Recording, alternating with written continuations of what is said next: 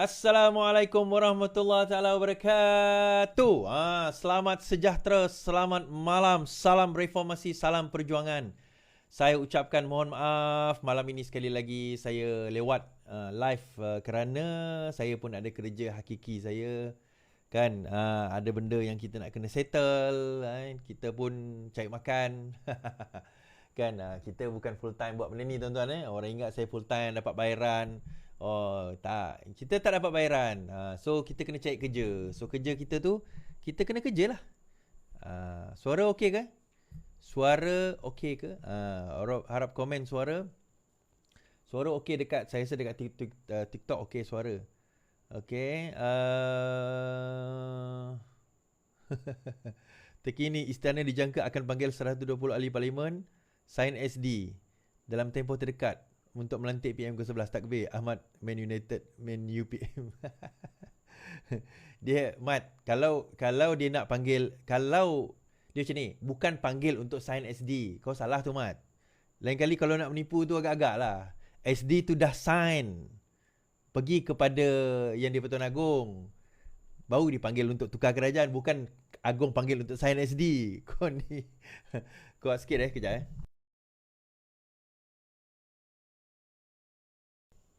Test 1 2. Okey. Orang lain cerita SD dah sign, hantar. Dia cerita, orang cerita dia nak cerita juga. Kan? Dia ingat kita ni bodoh ke apa? Terserah kebodohanmu. Ada kan, tapi sorry lah Mat kalau kau sebenarnya nak trolling je tadi kan, tapi saja aku beritahu. Orang Agong tak panggil untuk sign SD. Kan SD dah sign baru Agong panggil. Itu cara dia. Itu pun sekarang dah tak guna dah cara SD tu. Okey. Baik, terima kasih. Malam ni saya akan share kezaliman kerajaan negeri Kelantan. Kedaulatan negara kekal. Terima kasih kepada kerajaan Madani yang mempertahankan apa orang kata negara ini daripada PN yang dulu hampir menggadai negara ini. Papa Gomo didakwa di Mahkamah Akta Hasutan. Kenapa siasatan hanya pada Daim saja? Konflik politik di Sabah bergabung dengan siapa? Aman Palestin disiasat SPRM dan PN mahu belajar kaedah tumbang PMX. Dengar apa yang saya nak cerita. Share, like dan subscribe. Geng-geng PN yang nak dengar macam mana cara nak jatuhkan kerajaan, ini cara dia. Bukan dengan cara hantar Agong panggil untuk sign SD. Bodoh. Dia ingat kita ni bangang ke apa? Aduh, kalau PN dengar pun malu, Mat. PN dengar kau cakap pun malu. Okay. Alright, so itu antara perkara agenda yang kita cakap malam ni. Malam ni juga adalah yang bakal menteri tadi, Rafizi. Saya dengar podcast beliau. Tapi kita tak ulas malam ni lah. Kita ulas malam nanti. Baik. SPRM siasat aman Palestin. Siasatan tumpukan kepada perbelanjaan dan pelaburan emas. SPRM menyiasat aman Palestin kini tertumpu kepada bagaimana wang-wang diterima badan itu dibelanjakan serta pelaburan emas yang dibuat oleh organisasi tersebut. Ketua Pesuruhjaya SPRM Azam Baki berkata pihaknya perlu mendapatkan pengesahan beberapa perkara berhubung siasatan tersebut. SPRM masih lagi menyiasat isu wang-wang yang telah dibelanjakan. Siasatan kami betulkah wang itu telah dihantar ke pihak Palestin dan bagaimana ia dihantar? Ia menjadi satu persoalan kepada pegawai-pegawai penyiasat katanya. Menurut Azam, Aman Palestin mendakwa dana berkenaan dihantar ke negara terbabit dan SPRM menjalankan siasatan untuk mengenal pasti siapa pihak yang menerima. Aspek pengesahan tersebut katanya memerlukan siasatan terperinci. Justru SPRM memerlukan masa. Maka jika isu yang tidak betul, SPRM akan cadangkan pertuduhan kepada pihak pendakwa. Azam berkata demikian kepada pemberita setelah menghadiri program simposium Tata Kelola Baik Nasional 24 hari ini. Perkembangan terkini, SPRM terhadap Aman Palestin memulakan pada November lepas. SPRM sebelum ini membekukan 41 akaun milik Aman Palestin, membabitkan wang melinai lebih 15 juta ringgit. Ada beberapa soalan sebenarnya sebab Aman Palestin ni sebenarnya kalau diikutkan bukan sebuah pertubuhan, bukan sebuah NGO pun. Dia adalah sebuah syarikat.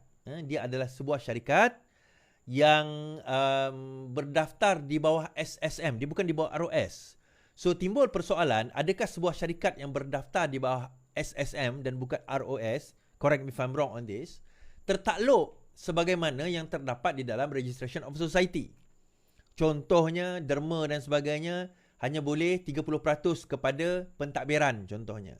Sebab kalau melibatkan syarikat, maka ia tidak sedemikian.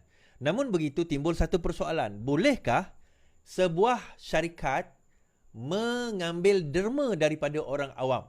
Itu satu persoalan yang lain. Dia berbeza dengan sebuah pertubuhan. Ini sebuah syarikat. Bolehkah sebuah syarikat mengambil derma daripada individu orang lain? Itu yang pertama. Yang kedua yang perlu diselesaikan dalam kes ini, dalam kes Aman Palestin ini, adalah persoalan adakah perbelanjaan tersebut pertama sekali dikatakan bersifat menyalahgunakan, ataupun kalau dalam istilahnya kita boleh katakan sebagai apa orang kata, dialah macam bukan money laundering tetapi more kepada penyalahgunaan, penggelapan atau penyelewengan dana. Itu persoalan yang SPRM kena jawab. Sebab biasanya kalau melibatkan pecah amanah, kalau itu pecah amanah, biasanya itu pergi kepada civil. Walaupun ada juga criminal breach of trust, CBT, criminal breach of trust. Tetapi biasanya isu yang melibatkan syarikat, dia akan pergi kepada civil. Di mana pemegang taruh ataupun stakeholder yang boleh menyaman individu yang dikatakan pecah amanah. Nah, lain daripada itu, kalau tidak, dia dianggap sebagai transaksi biasa di dalam sebuah syarikat. So, itu antara perkara yang SPRM kena pastikan. Dan mereka bertindak berdasarkan kepada makluman ataupun daripada aduan daripada awam. Kan? Yang agak curiga, adakah wang dana Palestin itu sampai kepada Palestin atau tidak. Jadi itu persoalan-persoalan. Dan kalau sekiranya pun, ialah katakanlah ada, bukan katakan saya tahu ada dana itu memang sampai. Cuma adakah lebihan-lebihan dana itu boleh dikatakan sebagai menyalahguna dana kalau sekiranya dia dilaburkan di tempat lain. Itu satu persoalan yang menarik untuk kita bincangkan, dan saya rasa dia akan jadi satu duluan lah presiden kepada kes-kes yang melibatkan syarikat yang mengambil derma daripada orang awam, dana daripada orang awam. So that will be something interesting untuk kita nak tengok nanti, insya-Allah. Okay? Alright, habis kat situ. Saya bawa pula kes Najib, tuan-tuan. Najib tak maklum kabinet bond 3.5 bilion USD pegawai SPRM. Seorang pegawai penyiasat SPRM memberi keterangan bahawa bekas Perdana Menteri Najib Razak tidak memaklumkan kabinet mengenai terbitan bond 1MDB bernilai 3.5 bilion USD atau lebih kurang dalam 12 bilion 13 bilion ringgit. Nur Aida Arifin memberitahu Mahkamah Tinggi petang tadi mengenai perkara yang didakwa dilakukan Najib berhubung penlibatan 1MDB dalam pengambilan dua tenaga bebas atau independent power producer, iaitu Tanjung Energy dan juga Genting Sanian Sdn Bhd. Saksi pendakwaan itu memberi keterangan semasa perbincangan hari ini terhadap 4 pertuduhan salah guna kuasa dan 21 pertuduhan penggubalan wang haram terhadap Najib yang dikaitkan dengan dana 2.27 bilion daripada 1MDB. Najib sebagai Menteri Keuangan tidak memaklumkan kabinet berhubung pengeluaran bond 3.5 bilion 1MDB, sedangkan sebenarnya obligasi pinjaman sebuah MKD atau syarikat milik keuangan diperbadankan 1MDB akan memberi implikasi kepada keuangan negara. Kementerian Keuangan tidak mempunyai sebarang pengetahuan mengenai terbitan dua bond itu yang masing-masing bernilai 1.75 bilion USD untuk membeli TAHSB dan juga Genting Sanian, kata Nur Aida. Berhubung bantahan oleh peguam bela Muhammad Syafiee mengenai dakwaan cakap dengar atau hearsay, Nur Aida memberi keterangan bahawa Najib didakwa menggunakan 1MDB menggunakan pendekatan top down. Saksi itu mendakwa siasatannya menunjukkan perkara itu apabila Najib menandatangani dua resolusi bertulis yang dibentangkan dalam bentuk resolusi perkeliling pengarah, Director Circular Resolution, yang perlu ditandatangani oleh lembaga pengarah 1MDB berhubung pemerolehan dana TAHSB dan Genting Sanian. Pengambil alihan IPP membentuk fasa kedua daripada 4 fasa yang didakwa berlaku antara 2011 dan 2014 yang didakwa mengakibatkan berbilion ringgit diselewengkan daripada 1MDB. Bagaimanapun disebabkan bantahan daripada Syafiee atas salah satu cakap dengar, Syukurah mengarahkan supaya sebahagian daripada bahagian keterangan Nur Aida mengenai bond itu digugurkan.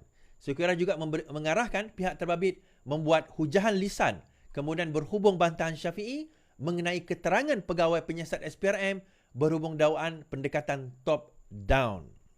Prosiding mahkamah terbuka akan disambung semula pada 24 Januari. Najib dibicarakan atas 4 pertuduhan salah guna kuasa, penggubalan wang haram membabitkan nilai 2.27 bilion daripada 1MDB. Bagi 4 pertuduhan salah guna kuasa, bekas ahli parlimen itu didakwa melakukan kesalahan. Bagi 2 pertuduhan, dia buat, okey, itu dia punya pertuduhan lah. So daripada sini, ini adalah kes Najib yang terkini. Yang hari itu, yang dipenjara ke 12 tahun itu adalah kes SRC. Yang ini adalah kes 1MDB. Dia 2 kes yang berbeza, tuan-tuan. So 12 tahun dah didapati bersalah, dah habis dah kes tu. Yang ni 1MDB masih lagi berjalan dan masih lagi dalam prosecution stage. Dikatakan bahawa Najib telah menyalahgunakan kuasa bernilai dan penggubalan wang haram dengan jumlah dana lebih daripada 2 bilion ringgit. 2 bilion ringgit dalam kes tersebut. So ini adalah antara saksi yang dibawa untuk membicarakan kes ini. Saya tak nak tak nak bincang panjang-panjang sebab kes masih lagi berterusan. Kita cuma membaca sahaja. Baik. Ni satu cerita menarik, tuan-tuan. Mengenai kedaulatan negara kita. Ni saya ulang balik. Pada 2021, sebenarnya cerita tentang waris Sultan Suluk ni yang dok menuntut. Okey, saya boleh macam ni lah. Sebenarnya kita ada menandatangani perjanjian dengan Sultan dengan kerajaan Suluk yang sebenarnya dah tak ada dah di bawah Filipin sekarang ini. Tapi kita pernah menandatangani perjanjian di mana kita mengambil sebahagian daripada Sabah. British pada waktu itu mengambil sebahagian daripada Sabah. Setelah mengambil sebahagian daripada Sabah, British menandatangani perjanjian bahawa mereka akan membayar sejumlah, saya tak silap saya, $5,000 kepada Kesultanan Suluk selama-lamanya, in perpetuity, selama-lamanya, setahun. So 5,000 tahun 1,800 tu satu jumlah yang banyak lah kot. Bukan kot, memanglah satu jumlah yang banyak. Now, pada tahun, fast forward, pada zaman Najib, ada kononnya waris Sultan Suluk ni telah pun menceroboh negara Malaysia, menyebabkan masa itu Datuk Seri Najib telah mengambil tindakan drastik untuk menarik balik bayaran geran ataupun pemberian kepada kerajaan Suluk itu. Sekarang ini sebab kerajaan tu dah tak ada, maka geran itu diberikan kepada waris. Now, setelah penarikan balik geran tersebut, apa yang berlaku adalah waris Sultan Suluk merasakan itu adalah breach of contract.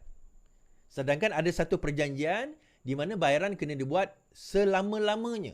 In perpetuity dipanggil, selama-lamanya. Namun kerajaan Malaysia berhujah kerana kerajaan Suluk ataupun waris Sultan Suluk telah melanggar perjanjian, maka perjanjian itu dikira terbatal. Breach of contract. Maka telah terbatal.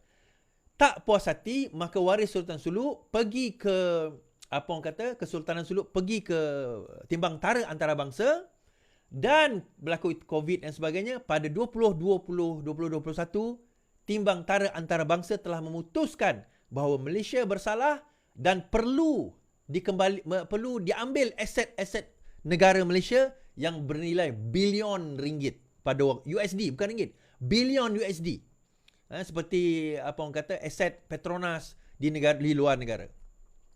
Dan pada waktu itu apa yang berlaku, Kerajaan Perikatan Nasional tak hantar wakil, peguam dan sebagainya untuk menghadapi. Maka keputusan ini saya rasa dibuat secara ex parte ataupun satu pihak kepada waris Sultan Suluk dan akhirnya mereka mendapat.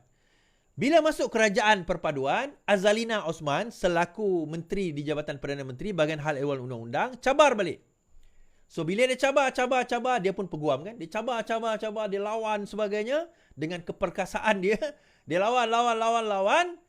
Maka telah diputuskan di dalam timbang tara, keputusan timbang tara yang awal itu adalah salah dan juga pegawai yang menjadi penimbang tara atau mediator tersebut sebenarnya lesennya telah digantung dan dia sebenarnya telah melakukan perbuatan itu secara illegal. Maka telah diputuskan penimbang tara kes Sulu dipenjara 6 bulan. Panjang cerita saya. Penimbang tara yang telah membuat keputusan terhadap Malaysia dalam kes waris Kesultanan Sulu didapati bersalah menghina mahkamah menurut Menteri Undang-Undang Azalina Osman. Dia menambah bahawa mahkamah Sepanyol telah menjatuhkan hukuman penjara 6 bulan kepada Gonzalo Stampa setelah larangan selama setahun dari bertugas sebagai penimbang tara. Usaha kerajaan ini dalam menangani dan menghentikan penipuan Suluk ini tidak sia-sia. Kami berterusan dalam perjuangan untuk keadilan dan meneruskan usaha kami membatalkan anugerah terakhir, katanya dalam act. Malaysia sebelum ini mendesak Mahkamah Madrid menghukum Stampa kerana menghina mahkamah dan berulang kali mengingkari perintah mahkamah yang membatalkan pelantikannya sebagai penimbang tara dalam kes pelantikan Sulu. Kumpulan yang mendakwa sebagai pewaris Kesultanan Sulu pada mulanya meminta timbang tara di Sepanyol sebelah Malaysia menghentikan pembayaran tahunan RM5,300, bukan dolar, ringgit kepada Sultan Sulu pada 2013. Ini berlaku setelah pencerobohan di Lahad Datu pada tahun yang sama, macam saya cerita tadilah. So dalam kes ini tuan-tuan, tahniah kerajaan Madani, ini orang tak nampak sebenarnya besar contribution kerajaan ini dalam nak mengembalikan kedaulatan negara kita. Bayangkan kalau itu diterima. Boleh kerajaan PN biar macam tu saja. Tapi kerajaan kita fight dan akhirnya kita menang. Kita dapati bahawa terdapat technicalities dan akhirnya kita menang dalam perkara tersebut. Yang ni saya tak payah ulas banyak. Tuan-tuan faham sendiri cerita yang berlaku, insya-Allah. Baik. Saya bawakan satu cerita daripada Pantai Timur, tuan-tuan. Kezaliman kerajaan negeri Kelantan yang sekarang ini telah menghalau 5 rumah takhir di sebuah tanah yang sepatutnya yang telah pun didirikan, dibangunkan sejak tahun 1920 lagi. Kita dengar.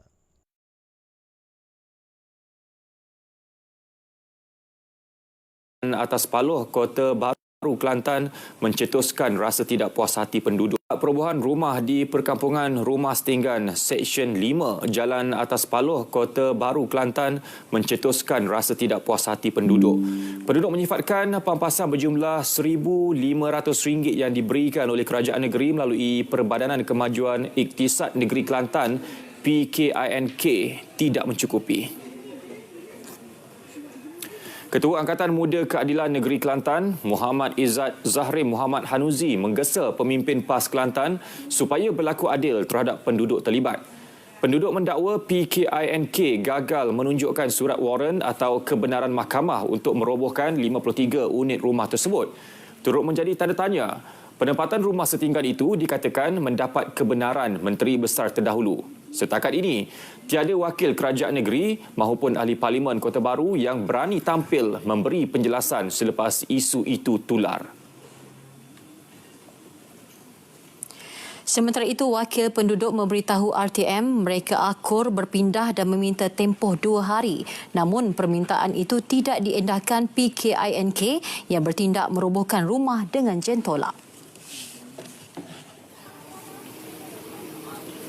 Mintalah tempoh kat lawyer PKINK tu 2 hari ke 3 hari untuk pasal proses rumah kita tengah duk roboh. Budak-budak kerja tengah meroboh. Duk atas bumbung pun ada lagi duk buang kayu. Dah tak boleh kata. Kalau mocik je, cakap mocik lah. Kalau mocik boleh dapatkan surat pada mahkamah, baru kita stop kata. Jadi dia teruskan juga roboh. Sedangkan kami dah 2/3 dah roboh bahagian belakang dulu. Cuma yang tinggal bahagian depan ni tak roboh lah. Sebab kalau bahagian depan roboh, kena buat kerja payah. Okey, bila dah dia runtuh macam ni, habislah kayu-kayu yang orang tua kita dulu, yang cantik yang kata kayu lama ni, dia molek. Kayu belakang tu kurang molek baru buat. Yang ni yang kita sedihnya. Yang butuh cerita yang gosong ke depan.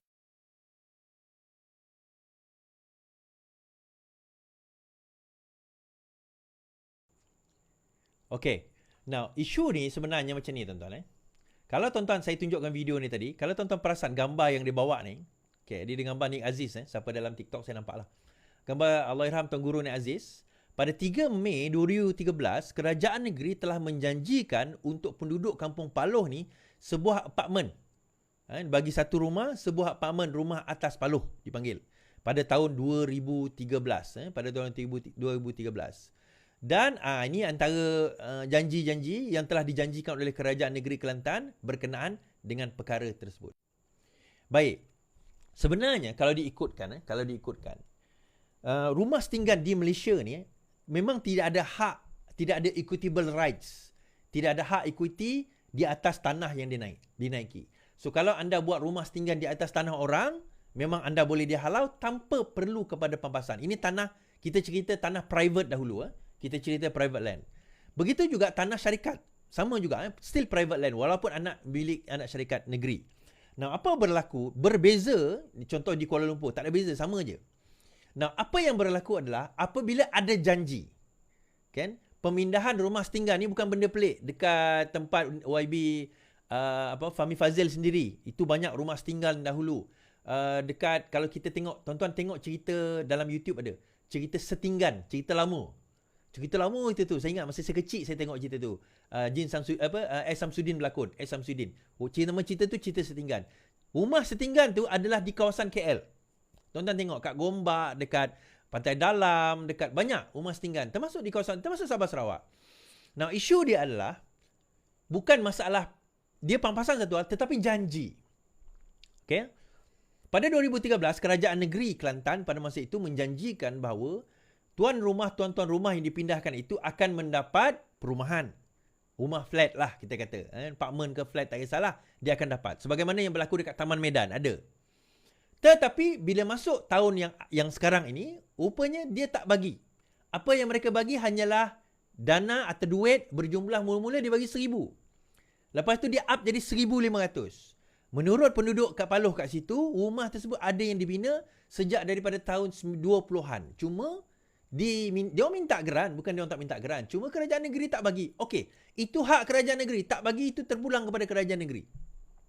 Namun begitu, kalau tak nak bagi in the first place, jangan berjanji. Itu point dia. So, bila janji itu tidak ditepati, bagi 1,500, dalam keadaan tak sampai notis dan sebagainya, tiba-tiba dia terus roboh, di situ timbul isu kekejaman. Tuan-tuan, kita tak ada masalah kerajaan negeri ataupun anak syarikat tu nak pindahkan penduduk. Kerana itu memang tanah milik, secara sahnya adalah milik company-company tersebut. Anak-anak negeri tersebut. Itu tak ada masalah. Cuma bila ada janji itu, maka janji itu sepatutnya mereka kena tunaikan. Walaupun janji itu berkemungkinan besar secara kontraknya mungkin tak valid pun. Tetapi itu secara moralnya kita kena tunaikan. Tuan-tuan, Perikatan Nasional bila isu yang berlaku di Kuala Lumpur tempoh hari, bukan main dia gasak, tuan-tuan.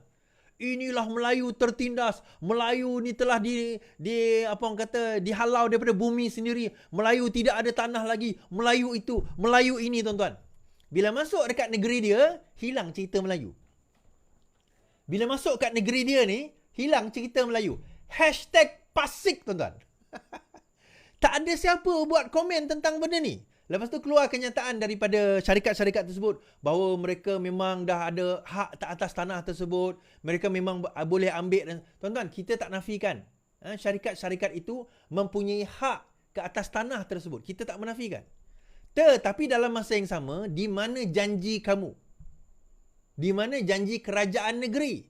Yang sekarang ini, yang pada waktu itu, beria-ia kata nak bagi pampasan dalam bentuk rumah kepada penduduk tersebut. Sekarang ini dia tinggal bagi berapa? 1,500. Kalau orang tu ada rumah, mungkin anak dia ada, okey lah dia boleh pindah. Kalau dia tak ada, kalau dia tak ada keluarga, dia nak pergi ke mana? Kan? Dia nak pergi ke mana? Itu satu persoalan yang rakyat Kelantan kena fikirkan. Kenapa kerajaan negeri sekarang, sedangkan mereka berjanji, tak mampu nak bagi? Bukan mereka tak nak bagi, saya rasa lah, tuan-tuan. Tapi kerajaan negeri Kelantan tak mampu bagi. Soalan saya, kenapa tak mampu bagi? Yang tu tuan-tuan kena fikirkanlah sendiri. Alright. Jemaah Menteri bincang format baru pengisytiharan harta.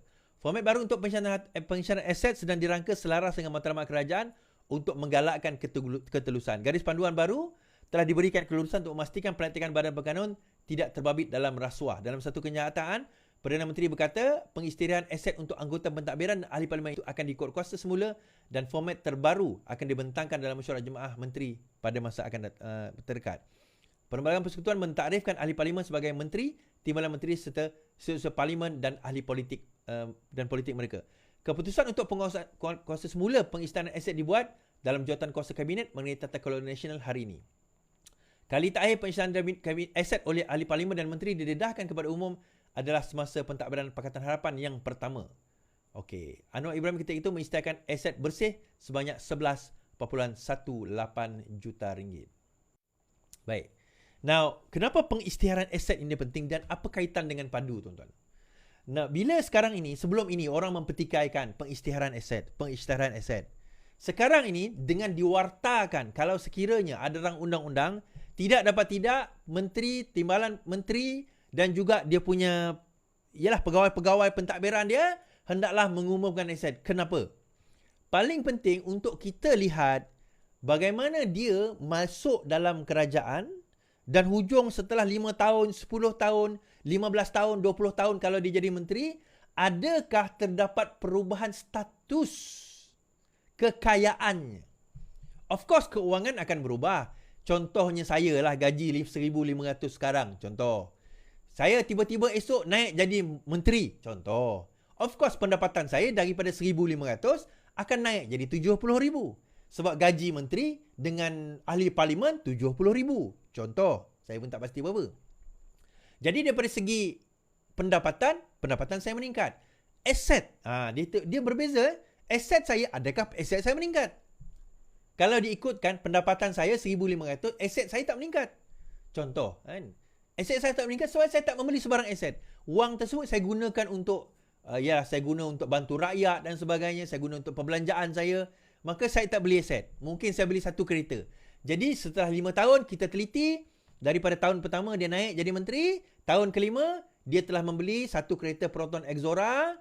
Kemudian dia telah membeli sebuah rumah apartmen bernilai atau kondo bernilai 400,000 contoh.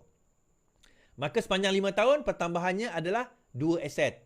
Logik. Beza kalau tiba-tiba tahun pertama dia declare dia tak ada apa. Macam saya tadilah. Tahun kelima dia sudah ada rumah bernilai 3.5 juta ringgit, 15 kereta mewah, 10 kereta tak mewah, aset di luar negara, kemudian dia juga mempunyai kapal-kapal mewah.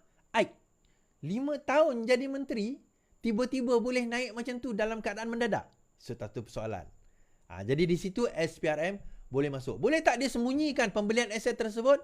Contohnya, dia tak beli atas nama dia. Dia beli atas nama anak dia, isteri kedua dia, isteri ketiga dia, isteri keempat dia. Boleh ke?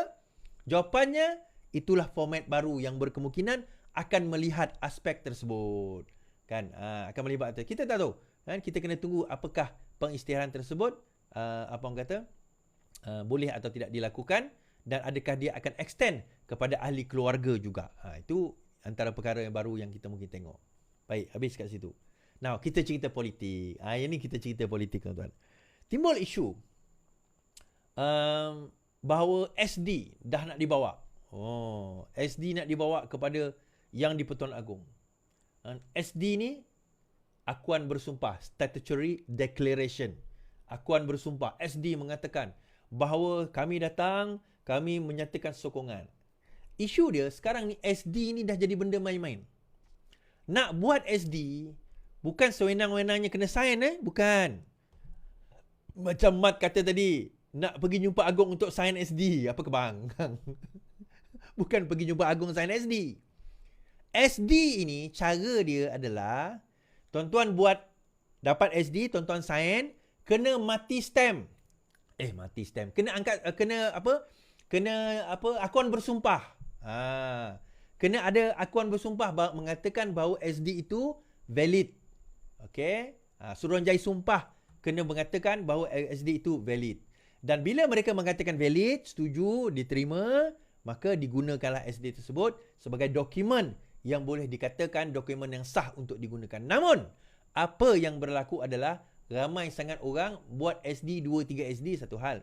Lepas tu sesuka hati juga nak meng-SD-kan perkara yang tak perlu SD, lepas tu memalsukan SD. Maka disebabkan itu, SD Langkah Dubai Gabungan Pesuruhanjaya Sumpah buat laporan polis.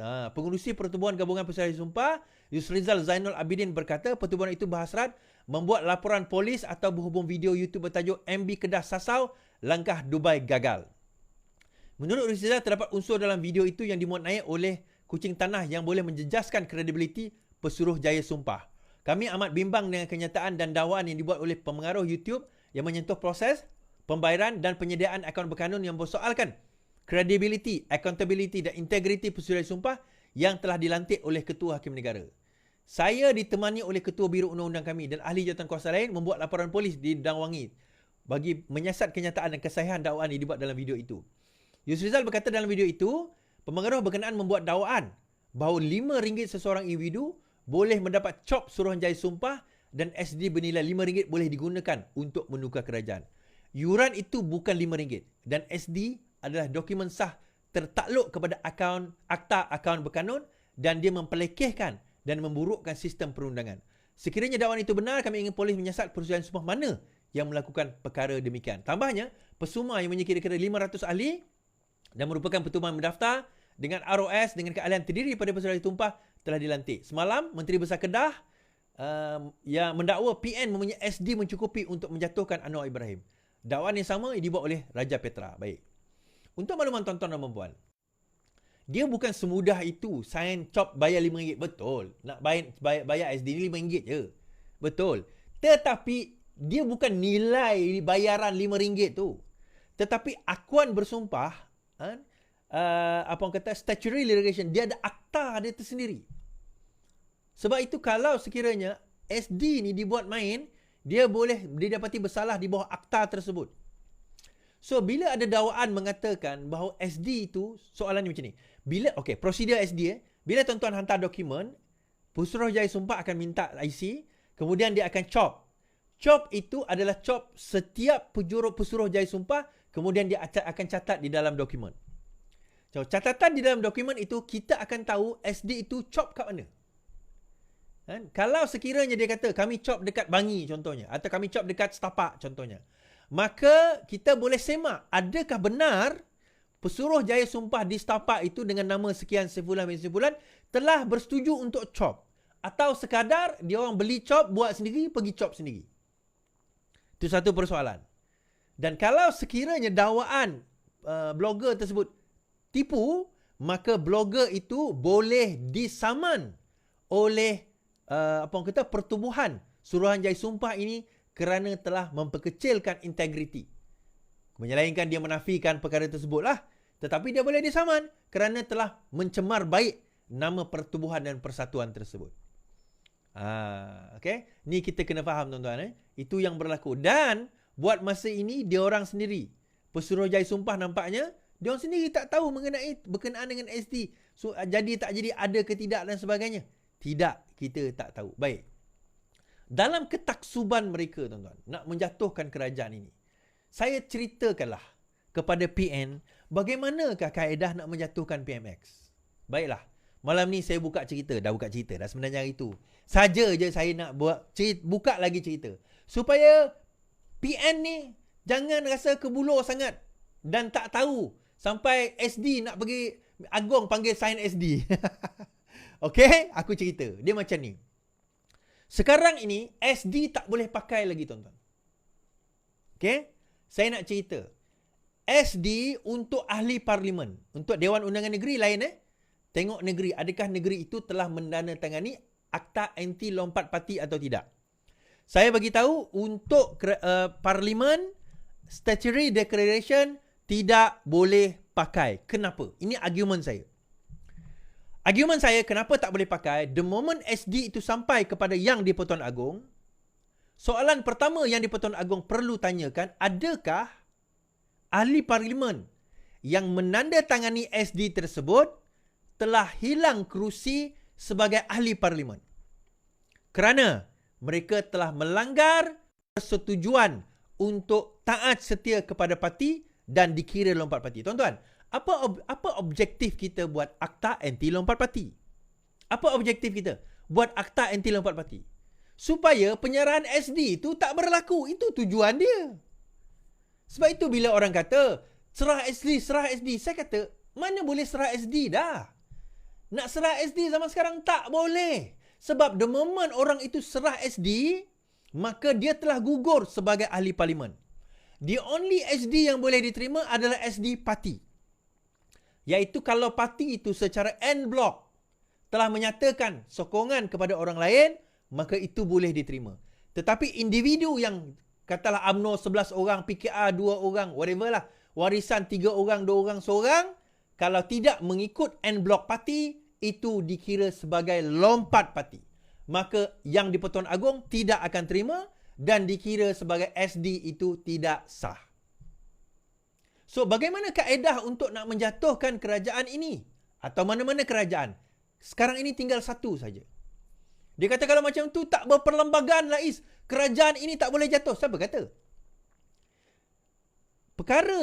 Cara yang betul, dan ini cara yang saya cakap pada tahun 2020 dahulu. Sepatutnya inilah kaedahnya. Apa dia?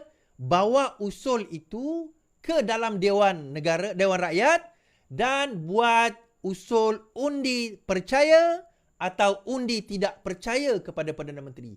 That is the only way. Itu saja cara. Di dalam Dewan. Sebelum Perdana Menteri naik hari itu, pada tahun lepas, awal tahun lepas, pada sidang pertama, 2 kali Datuk Seri Anwar Ibrahim minta, Datuk Seri sendiri yang memohon supaya diadakan undi percaya atau tidak percaya kepada Perdana Menteri. 2 kali pembangkang tak berani bangkit. Now, kali ketiga, kalau nak, sebenarnya kalau ikutkan pembangkang tak boleh. Bukan tak boleh, boleh nak buat usul. Tetapi dia akan jadi private bill. So, dia akan jatuh bawah sekali, lambat. Pembangkang jumpa Perdana Menteri. Perdana Menteri, kalau kau benar berani adat jantan, ini Parlimen tak buka bulan 3 lagi, tak lama lagi akan buka Parlimen. Kita buat undi percaya sekali lagi. Apa macam? Tak perlu SD dah tuan-tuan. Buat undi percaya dalam Parlimen ke? Kenapa takut? Now, soalan. Adakah undi percaya atau tidak percaya dalam Parlimen kalau disokong oleh individu yang daripada parti dia, sedangkan parti dia tidak menyokong, contoh UMNO, dikira sebagai lompat parti? Jawapan mudahnya, tidak. Jawapan mudahnya, tidak. Okey, tidak. Tetapi, kalau parti dia buat, kena bayar 100 juta dan dikira lompat parti, yang itu kira dekat mahkamah nanti. So, mahkamah akan tentukan kira lompat parti itu tak. Tetapi setahu saya, semua parti lain kecuali UMNO, tidak ada peruntukan perlembagaan parti mengatakan sesiapa yang menyalah perlembagaan parti mereka, maka dikira telah melompat parti dan hendaklah membayar 100 juta ringgit. Parti lain, saya tak tahu. Saya tahu tak buat. Hanya UMNO yang buat sedemikian. Maka adakah kira lompat parti? Yang tu kena bawa ke mahkamah lah. Tetapi kaedah yang betul untuk menjatuhkan kerajaan adalah kaedah ini. Iaitu undi percaya atau tidak percaya di dalam Parlimen. Kan? Sebagaimana kata Hasan Karim, biar Dewan Rakyat putuskan jika Anwar sudah hilang majoriti. Ahli Parlimen Pasir Gudang Hasan Abdul Karim berkata, sokongan terhadap seorang Perdana Menteri harus diputuskan melalui undi percaya di Parlimen dan bukan berdasarkan SD. Kenyataan ini dikeluarkan susulan seorang penulis blog yang melarikan diri dalam buangan Raja Petra mendakwa pembangkang telah memperoleh 120 SD. Sama juga dengan Ashraf Wajidi mengatakan hanya undi tak percaya peluang PN jatuhkan kerajaan, kata UMNO. UMNO berpendapat ada 3 faktor menjadikan cubaan pembangkang menjatuhkan kerajaan.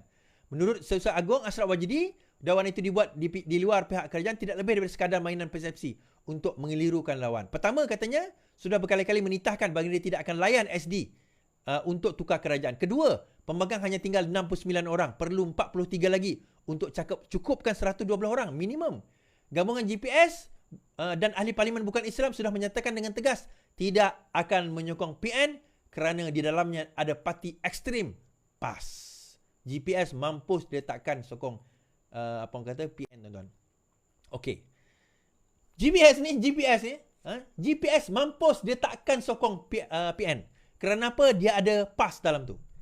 Dia macam ni, ada orang tanya saya, bagi GPS PAS dengan DAP tu, yang mana lebih teroris pada pandangan GPS? Okey, ini saya nak cerita, pada pandangan orang GPS, PAS tu lagi teruk daripada DAP. Kalau orang Melayu di Semenanjung nampak DAP tu teruk, bagi orang Sarawak, PAS tu lagi teruk daripada DAP. DAP tu bagi GPS teruk dah. Lawan kan, of course. Dekat sinilah DAP. Tapi PAS tu bawah ni. Punyalah benci. Okey, tapi timbul persoalan, kenapa masa PN hari tu GPS nak bergabung? Tuan-tuan kena ingat, yang bergabung pada waktu itu, yang ikut GPS ikut adalah UMNO. Dia bukan ikut PAS. Nah, bayangkan kalau kerajaan ini adalah, yang baru, adalah PAS. Adalah bersatu. Kemudian ada GPS. PAS punya kerusi lagi banyak daripada GPS. Agak-agak, kalau kata Abang Joe semalam saya mainkan video dia, kami 23. Kalau kami, tiba-tiba saya tengok nama saya jadi Perdana Menteri, padahal dia bukan ahli parlimen pun. Kan? Dia bukan ahli parlimen, macam mana dia jadi Perdana Menteri? Katalah saya jadi Perdana Menteri, kami 23. Kalau kami 23, dia kata apa? Kena encang lah kami orang. Tuan-tuan faham kena encang? Kena encang tu maksudnya kena lunyai lah dia orang. Yelah dia 23 je, PN ada 60 lebih kursi. Mampuslah dia. Kami bukan paloi, dia kata kami bukan bodoh. Bukannya macam tak orang bodoh, tanya dah. Aku ke Sarawak tu, hanya main. Tak, poinnya adalah tak boleh. So the only way sekarang ni adalah bawa undi percaya atau undi tak percaya. Okey, dia kata kami pembangkang mana boleh buat undi tak percaya. Susah dia kata. Kenapa nak bawa susah ni? Susah nak bawa. Kenapa susah? Kan ada kamu kata ada geng UMNO di dalam itu. So kalau geng UMNO ada dalam itu, maka geng UMNO tu boleh buat usul sebab dia adalah MP kerajaan. So bila dia buat usul macam yang berlaku di Perak, ingat tak yang berlaku di Perak? MP UMNO yang bawa usul kepada Peja sehingga jatuhnya beliau sebagai Menteri Besar. Tuan-tuan ingat So biar MP UMNO yang kata menyokong kamu tu bawa usul. Kenapa tak berani? Atau sebenarnya tak wujud? Ismail Sabri dah nafi, Timbalan Menteri pun dah nafi. Ramai daripada konon yang menyokong. Kecuali Syamuddin je, Tun Sen On je yang tak bunyi sekarang ni. Tapi lain semua dah nafi, tuan-tuan. Lain semua dah nafi. Okay? So saya dah ajar dah formula. Macam mana nak jatuhkan kerajaan ni? So terpulanglah kepada tuan-tuan. Walaun ambil video saya ni, pergi hantar pada bos-bos kalian. Ikutlah apa yang saya cakap. Okay, habis kat situ. Now, konflik berlaku di Sabah baru-baru ini, tuan-tuan. Sehingga Zahid kena pergi ke Sabah untuk bertanya dan menenangkan keadaan. Isu dia macam ni. UMNO Sabah sekarang ni adalah pembangkang. Mereka dikatakan nak berbincang dengan warisan untuk membentuk gabungan. PRN Sabah yang dijangka berlaku pada tahun ini. Sedangkan keputusan itu belum diputuskan oleh majlis tertinggi daripada UMNO. So akhirnya Zahid pergi ke Sabah untuk meleraikan perkara ini. Keputusan rakan kerjasama BN di Sabah dibuat lepas bubar DUN Zahid. Timbalan Perdana Menteri Zaid Hamidi menjelaskan rakan kerjasama BN dan UMNO bagi pilihan raya negeri Sabah akan ditentukan setelah bubar DUN Sabah nanti. Bercakap kepada pemberita sidang media, Zahid berkata BN bersedia untuk bekerjasama dengan siapa saja dan mana-mana parti. Kita punya pendirian politik ini pragmatik dan jalinan kerjasama boleh dilakukan dengan mana-mana parti politik. Yang penting, kerajaan ditubuhkan mendapat dukungan majoriti. Di Sabah, keunikan dia sekarang ini bila UMNO memilih untuk menjadi pembangkang. Okay? Bersama dengan warisan. Daripada bersama dengan GRS. So, mereka tak nak bergabung dengan GRS, mereka tak nak bergabung dengan HGG. They prefer untuk nak memastikan bahawa dalam keadaan yang sekarang ini, dalam keadaan yang pilihan raya yang akan berlaku ini, UMNO berkemungkinan mungkin akan bergabung dengan warisan. Cuma bila Zahid pergi ke Sabah, tugas utama dan tujuan utama sebenarnya jangan buat keputusan dulu itu. Kalau faham signal yang dihantar tadi, beliau berkata tunggu sehingga selepas bubar baru kita bincang. Sebab dia tak nak nanti ada pertikaian dan perbalahan. Di peringkat federal kita kerjasama, tapi di peringkat negeri kita gaduh. Itu jadi satu masalah besar kepada Sabah. Okay? Alright. Habis kat situ. Timbul satu persoalan, tuan-tuan. Kenapa SPRM siasat daim saja dalam kertas Pandora? Sekumpulan aktivis pro-PN menggesa SPRM menyiasat 9 individu terkemuka yang dinamakan dalam kertas Pandora sebagai pemilik pelbagai amanah atau syarikat luar pesisiran. Timbalan Pengurusi Gerakan Menuntut Malaysia Bersih, Syarul Emma yang lebih dikenali sebagai Ratu Naga berkata, persoalan mengenai pendakwaan terpilih timbul susulan siasatan SPRM terbaru membabitkan bekas Perdana Menteri. Persoalannya, mengapa siasat daim saja memandangkan diketahui umum bahawa Perdana Menteri menganggap Tun Daim sebagai musuh politiknya. Ini menimbul persoalan kebebasan serta integriti. Oleh demikian kami menggesa demi keadilan, kami menggesa pihak SPRM untuk turut membuka siasatan terhadap individu yang disenaraikan. Saya jawablah bagi pihak SPRM. Okay. Siasatan terhadap kertas Pandora ini bukan baru berlaku semalam. Okay. Siasatan kertas Pandora ini berlaku sejak kertas Pandora itu tersebar. Saya tak ingat bila, I think 2022 kot lebih kurang. Ke awal lagi. Ke lewat lagi. Saya tak ingat lah. Tapi sejak dia tersebar. Setelah siasatan demi siasatan dijalankan, mereka mendapati yang benar-benar ada kes ada seorang, iaitu Daim. Faham maksud saya? Now, kertas Pandora adalah data maklumat yang bercampur. It involve jutaan data dan melibatkan banyak parti, termasuk di dalam Malaysia. Tetapi persoalan utama, adakah data itu betul? Kerana Pandora Papers adalah hearsay. Dia dokumen yang dikompilkan, disebarkan, tapi tak tahu siapa yang menyebarkan dokumen tersebut. Siapa yang kompilkan? Daripada mana sumber-sumber dokumen tersebut? Kita tak tahu. Dia kata individu sekian ada syarikat offshore, ada bank offshore, ada sekian-sekian. Contoh kita kata ada ahli PKR. Kalau tak silap saya William Leong. Ada nama dia dalam tu. Dan William Leong sendiri kata betul. Saya ada account bank offshore. Saya ada. Now, ada account bank offshore belum bermakna itu satu kesalahan. Okey? Sesiapa pun boleh ada account bank offshore. Saya nak ada pun boleh. Tak ada masalah. Isu dia, adakah account bank offshore itu digunakan untuk tujuan illegal activities? Itu persoalan. So, sepanjang tempoh setahun lebih ini, siasatan dilakukan. Setelah siasatan dilakukan, akhirnya mereka jumpa trail terhadap Daim. Yang lain berkemungkinan, mungkin, later akan didakwa mungkin, atau SPRM mengatakan tak ada basis untuk nak didakwa. Hanya kerana ada akaun pesisiran, tak boleh nak dakwa. Nak dakwa apa? Macam tuan-tuan lah. Oh, hanya kerana ada akaun bank, maka tuan-tuan didakwa AMLA. Masalahnya, saya ada akaun bank. So, apa isu dia? Adakah benar AMLA itu berlaku dalam akaun bank saya? Kalau bukan, then tak boleh nak dakwa lah. Jadi, itu menjawab persoalan lah. Bukan kita kata pendakwaan terbilik. Dah kebetulan dia memang ada dekat situ yang sewaktu dengannya lah. Yang melibatkan kes-kes. Dan juga bila dia diminta oleh SPRM untuk declare harta beliau, beliau memilih untuk tidak berbuat demikian. Itu yang berlaku. Baik. Habis cerita. Papa Gomo didakwa di Mahkamah Session esok. Hari inilah. Berlaku kontroversi, Papa Gomo atau Azri akan didakwa di mahkamah esok atas kenyataan khianat terhadap kerajaan. Dia dihadapkan di Mahkamah Session Cyber jam 9 pagi esok. So, ini adalah setelah disiasat. Okey. Dia dah didakwa, dia bawa akta hasutan, so dia buat kenyataan. Dia kata, pertuduhan saya keluarkan kenyataan kerajaan ini pro-Palestin bermotifkan politik, Papa Gomo.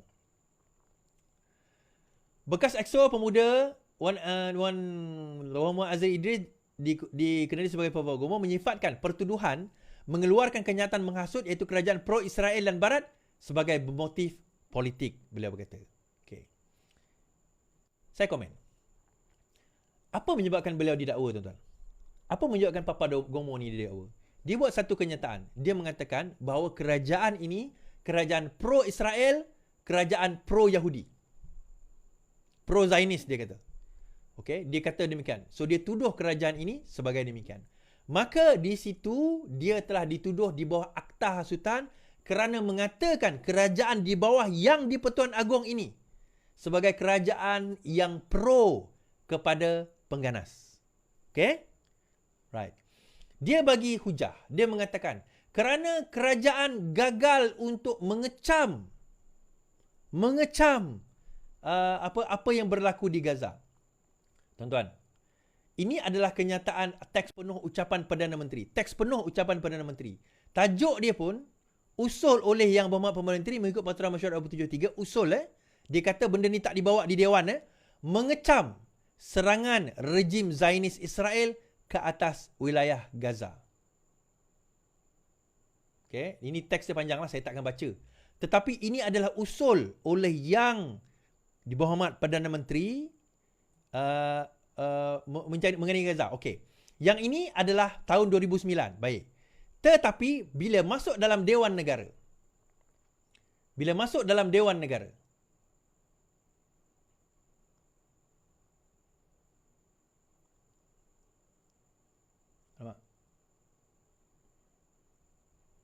Sorry, saya silap baca tadi. Itu teks penuh 2009. Minta maaf. Dewan Negara lulus usul bantah kutuk kekejaman Israel terhadap Palestin. Yang ni betul. Yang ni 2023. Yang tadi 2009. Yang ni 2009 punya serangan ni. Minta maaf. Perdana Menteri waktu ini adalah Najib. Pada waktu ini, ini dia tuan-tuan. Dewan Negara lulus usul bantah kutuk kekejaman Israel terhadap Palestin. Kalau Dewan Negara termasuklah Dewan Rakyat. Sekali lah tu. Takkan pula satu usul, satu tak usul. So, dan Perdana Menteri sendiri telah mengemukakan ucapan bertalu-talu, bukan setakat di dalam parlimen, tetapi juga di pentas antarabangsa. Di pentas antarabangsa untuk menggesa supaya orang kata apa, mengutuk kekejaman yang berlaku di Israel. Tuan-tuan tengok sendiri pada 21 November 2023, apa ucapan Perdana Menteri kita di hadapan Joe Biden? Ucapan Perdana Menteri kita di hadapan Joe Biden. Tidak ada Perdana Menteri lain lah saya rasa seberani ini mengemukakan Anwar kutuk Israel depan-depan Joe Biden. Tuan-tuan, Joe Biden tu siapa? Bukan Joe Biden. Joe Biden ni adalah Presiden Amerika Syarikat yang sekarang ini yang dok backup Israel ni. Depan-depan dia kutuk, tuan-tuan. Apa sebenarnya yang dikatakan sebagai pro-Israel? Apa yang dikatakan sebagai pro-Israel? Kan? Apa yang dikatakan sebagai pro-Israel? Kadang-kadang kita pelik, tuan-tuan. Dia golongan macam ni, bagi macam walaon-walaon yang tak membaca. Walaon-walaon yang tak baca, dia bolehlah cerita kan. Dia bolehlah cerita, dia kata betul, tak ada benda ni, tak ada ucapan kutukan dan sebagainya. Tak ada. Bagi yang membaca, kita nampak. Kita tahu. Kita faham. Kita sedar apa yang berlaku. Kita sedar apa yang berlaku.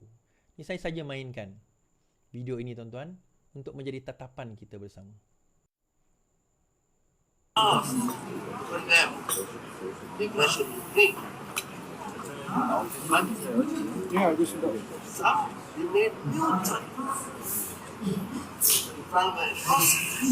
바로 들을 수 For the Palestinians, particularly Gaza, 헐헐 they are only a question.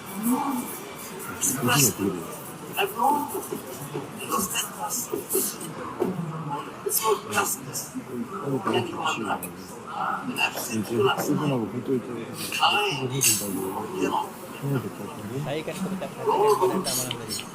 Saya ingat dua negara senang sebagai penguji funding dua finding penemuan anda remind us terhadap penganiayaan saya dan kekejaman terhadap masa saya di penjara purely based adalah on berdasarkan proof of that. prinsip keadilan dan hak asasi. That's all that we Itu saja yang kami lakukan. stop this Hentikan kekejaman ini. Hentikan pembunuhan wanita dan sebagainya. Now. Tuan-tuan, now. Siapa yang cakap macam tu? Ni ke kerajaan yang kamu tuduh sebagai pro-Zionis, pro-Israel? Itu media dunia cover, tuan-tuan. Bukan setakat di Malaysia keluar berita ucapan tu, seluruh dunia keluar berita itu di hadapan Joe Biden. Joe Biden tu depan dia. Bukan macam korang, Joe Biden. Jadi, wajar ke tidak dia didakwa? Bagi saya wajar. Sepatutnya. Okey. Baik. Terima kasih tuan-tuan dan puan-puan yang menonton saya. Sekian saja daripada saya. InsyaAllah kita berjumpa lagi. Dan kita harap ada manfaat untuk tuan-tuan dan puan-puan pada malam ini. Malam esok, saya akan terus terbang pergi ke Seksyen 15 Shah Alam untuk apa orang kata, wacana langkah Dubai adakah benar atau palsu. Di Seksyen 15 Karangkraf Shah Alam, tuan-tuan dan puan-puan dijemput hadir sebelum 8.30 lah untuk masuk studio. Percuma saja, tak perlu bayar apa-apa. Sekian daripada saya. Selamat malam. Selamat beristirahat. Yang penting, lawan. Tetap lawan. Salam.